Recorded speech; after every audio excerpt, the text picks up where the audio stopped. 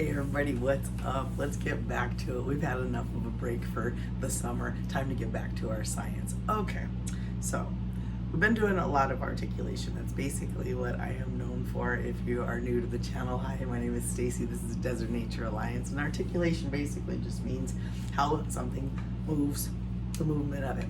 And I do the bones and framing of the bones of the animals that I find out here in the desert in Arizona, and I have been taking them to STEM education events all over the state. Been to different colleges, and it's been exciting, but it's also time to take it to the next level. And since it is STEM education that I am supporting, I felt like I'm not really involving the technology and the engineering and the other things into what I'm doing as much. So okay, need to come up with something. Let's figure out a way to incorporate some kind of movement into our articulation. And what helped give me the idea was recently for Walt Disney at Disneyland, they created an animatronic of Walt, and how it moves and talks and all that stuff has been a big conversation for those that are in the world of animatronics. It looks like it's absolutely amazing, but where it kind of fell short, it sounds like, and I have not seen it yet, is the actual look of it.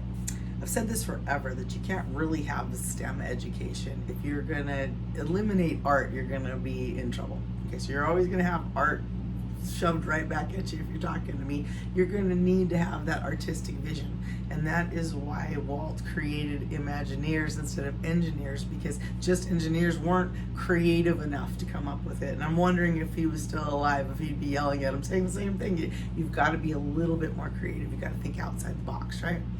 My last trip to Disney, why I love Disneyland, and okay, put it in the comments, whatever you feel about Disney. I love parades, and I love all of the rides that have all the different animatronics, and it's just something that I've loved. Besides cartooning, I love seeing all the different characters and stuff when you go on the rides. I think it's fantastic.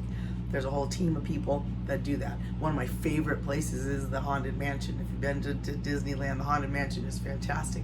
And at Halloween time, they really do it up. And there's some amazing effects that happen. So I just have a great appreciation for it. So when I came back, I said, okay, what can I do in the land of STEM and the STEM support and the different places that we go to with the bones and stuff that I have? So I said, okay, what if I took one of the actual coyote, okay, this is a coyote skull right here, right? And we did whatever it was gonna take to make it open and close. Simple. I don't know how to do that. I'm sure the younger students